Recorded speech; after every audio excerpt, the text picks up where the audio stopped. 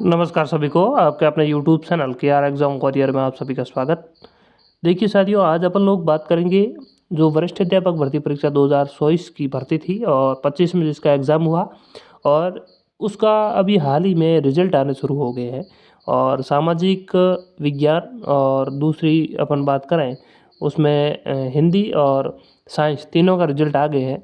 तो उन विद्यार्थियों का डॉक्यूमेंट वेरिफिकेशन भी जल्द होगा, साथ ही उसको एक ऑनलाइन आवेदन पत्र भी भरना होगा। और कौन-कौन से डॉक्यूमेंट्स चाहिए और उन सभी बातों को लेकर अपन इस वीडियो में बात करेंगे। तो जो भी साथी जिनका सिलेक्शन हो रहा है और जिनका रिज़ल्ट आना है और उनको लग रहा है कि अपना सिलेक्शन हो जाएगा, तो उन विद्यार्थियों को कौन-कौन से डॉक्यूमेंट रेडी रखने हैं, कौन से डॉक्यूमेंट ले जाने हैं और किस तरीके से ऑनलाइन जो विस्तृत आवेदन पत्र है वो भरना है। तो इन सभी बातों को लेकर अपन इस वीडियो में बात करेंगे। आप वीडियो को अंत तक ज़रूर देखें। इस वीडियो को देखने के बाद अन्य कहीं जगह पर भी आपको वीडियो देखने की ज़रूरत नहीं है। मैं आपको बताऊँगा उस हिसाब से आप अपने डॉक्यूमेंट तैयार कर लेना, आपको वहाँ पर किसी तरह की कोई समस्या नहीं आएगी। तो आइए साथियों, शुरुआत करते हैं। ये ऑनलाइन विस्तृत आवेदन पत्र को लेकर सूचना है, वरिष्ठ अध्यापक भर्ती परीक्षा को लेकर, और ये सामाजिक विज्ञान वालों के लिए है। लेकिन इस तरीके के सभी नियम बाकी सब्जेक्ट के लिए भी लागू होते हैं, उनको भी इसी तरीके से फॉर्म भरना है। तो सामाजिक विज्ञान वालों के लिए फॉर्म भरने के लिए ऑनलाइन जो है 4/2 यानी 4 फरवरी से 10 फरवरी तक समय दिया गया है। और इनको क्या करना है, अपनी एसएसओ आईडी के ऊपर जाना है, वहाँ पर रिक्रूटमेंट पोर्टल को लॉगिन करना है। फिर माय रिक्रूटमेंट को जब आप लॉगिन करोगे तो डिटेल्स फॉर्म कम सिक्योरिटी फॉर्म आएगा, वहाँ पर आपको अप्लाई नाउ पर का साइन करना है। जैसे ही आप साइन करोगे तो आप अपने आप वो लिंक है वो खुल जाएगा और वहाँ पर फिर आपको क्या करना है, जो वो उसमें मांगे जा रहे हैं जिस हिसाब से, उस हिसाब से आपको आवेदन भरना है। जैसे 10वीं 12वीं वगैरह जो भी मार्कशीट मांगी जा रही है उसकी अपन आगे बात करेंगे। जैसे ही आवेदन आप फॉर्म भर लोगे, 2 प्रतियों में प्रिंट निकालें, यानी लगभग 2-3 पेज निकलेंगे, उसकी 2-2 प्रतियाँ निकालनी है। वो प्रतियाँ इसलिए निकालनी है क्योंकि जब आपको ऑफलाइन जब डॉक्यूमेंट वेरिफिकेशन के लिए बुलाया जाएगा तब ये प्रतियाँ साथ में लेके जानी है। और बाकी जो आपके डॉक्यूमेंट है कि उसकी भी 2-2 प्रतियाँ की आपको फ़ोटोकॉपी करवानी होगी और उनको के 2 अलग-अलग सेट बनाने हैं। यानी जैसे 10वीं 12वीं वगैरह के कुल मिलाकर 10-12 आपके डॉक्यूमेंट हो गए और उसकी और ये जो आपके ऑनलाइन वाली जो प्रतियाँ निकलेगी उसको मिलाकर 2 सेट आपको बनाने होंगे। किस तरीके से बनाने हैं मैं आपको आगे वीडियो में समझाऊँगा। तो ये तो हो गई ऑनलाइन वाली बात। और अब बात करेंगे आपको कौन-कौन से आवेदन करते समय डॉक्यूमेंट रेडी रखने हैं। तो सबसे पहले अपन बात करते हैं आवेदन आपके कौन से डॉक्यूमेंट चाहिए। तो पहले तो आपको 10वीं की मार्कशीट चाहिए।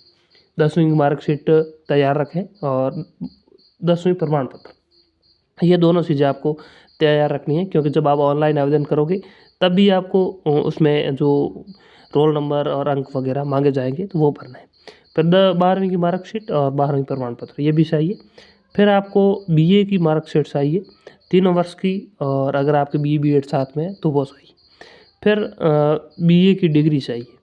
फिर आपको बीएड की मार्कशीट यानी अंक तालिका और बीएड की डिग्री ये भी चाहिए।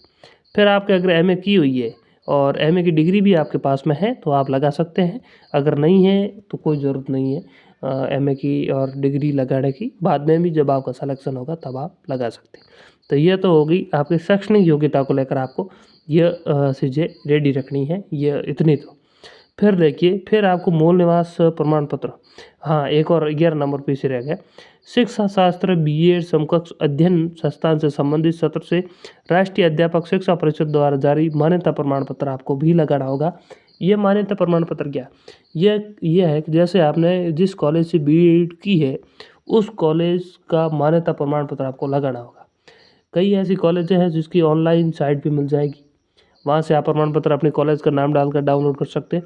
अगर ऑनलाइन नहीं मिल रहे हैं तो आपको कॉलेज से संपर्क करके चाहे व्हाट्सएप के माध्यम से पीडीएफ मंगवाओ, किसी तरीके से आपको मंगवाना होगा, यह अनिवार्य है। और यह आपको कब देना है, जब आप ऑफलाइन डॉक्यूमेंट वेरिफिकेशन करवाने जाओगे तब देना है, पहले ये नहीं चाहिए। तो इसको लेकर आपको अभी तनाव नहीं लेना है। अभी हाल ही में जैसे 5-6 दिन में आप ऑनलाइन जब आवेदन कर रहे हैं, जैसे 4 से शुरू हो गए लगभग 4 फरवरी से, तो आपको अभी ये नहीं लगवाना है। लेकिन आप अपने कॉलेज से मंगवा लें या ऑनलाइन अगर डाउनलोड हो रहा है साइट से तो वहाँ से कर लें। तो ये बात आपको ध्यान में रखनी है। फिर अपन बात करें, एक आपको चाहिए मूल निवास प्रमाण पत्र। मूल निवास प्रमाण पत्र वही ऑनलाइन वाला मान्य हो जाएगा। जाति प्रमाण पत्र भी लगाना है। जाति प्रमाण पत्र आपका इसमें लिखा हुआ है कि 1 साल से पुराना नहीं होना चाहिए। तो 1 साल से ज़्यादा पुराना इस हिसाब से नहीं होगा आपका, जैसे आपने आवेदन किया उस समय आपका 1 साल से ज़्यादा पुराना नहीं होना चाहिए। जैसे आपका आवेदन 2024 में हुआ है तो आपका 2023 तक का बना हुआ होना चाहिए। अगर उससे ज़्यादा भी पुराना है तो आप शपथ पत्र लगवा देना, मान्य हो जाएगा। 3 साल तक शपथ पत्र मान्य है। तो इसको लेकर भी आपको ज़्यादा तनाव नहीं लेना है। फिर विवाह पंजीयन, अगर विवाहित है तो आपको लगाना है। और फिर 15 नंबर विशेष योग्यजन वाले और विधवा, तलाकशुदा, भूतपूर्व सैनिक, ये तो इतने उनके लिए उनके संबंधित प्रमाण पत्र है। फिर है अंतिम संस्था का चरित्र प्रमाण पत्र भी लगाना होगा।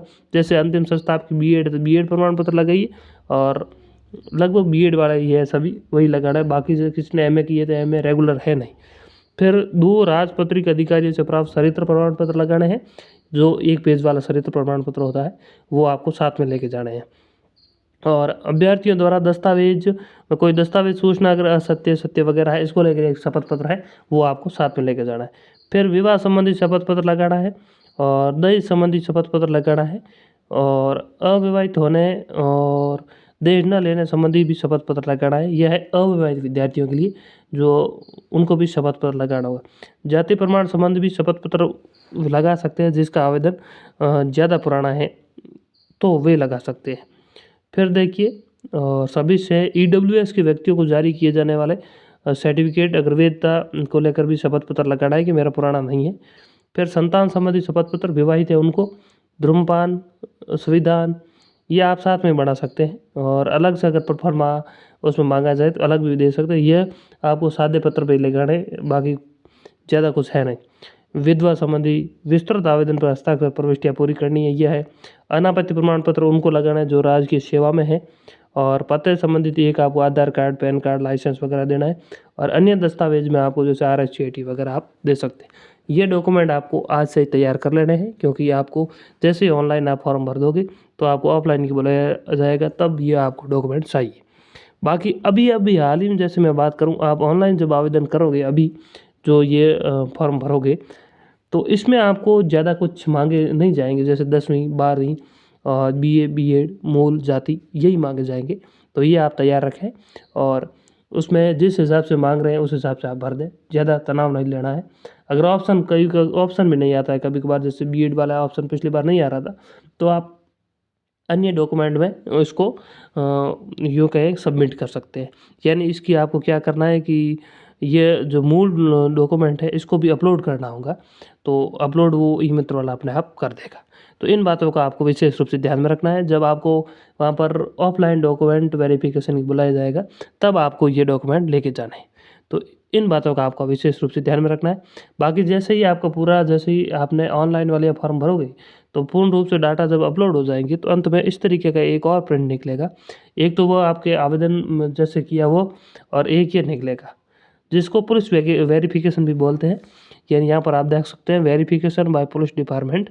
लेकिन इसमें क्या है कि अपन को गजटेड ऑफिसर से इसमें यूँ कहें कि हस्ताक्षर वगैरह करवाना है, तो ऊपर अपना एक फ़ोटो लगा देना है। बाकी ये सभी प्रविष्टियाँ उसमें ऑनलाइन अपने आप आ जाएगी, क्योंकि आप फॉर्म भरोगे उसमें।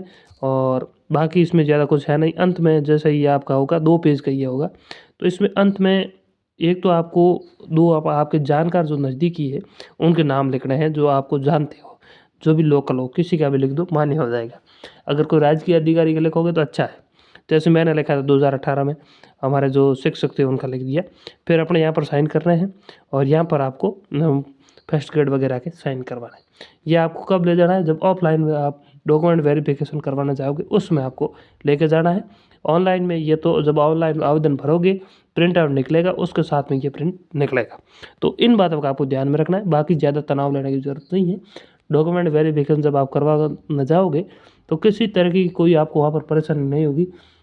वहाँ पर जो भी डॉक्यूमेंट वेरिफिकेशन करने वाले हैं वो आपकी पूर्ण रूप से हेल्प करेंगे।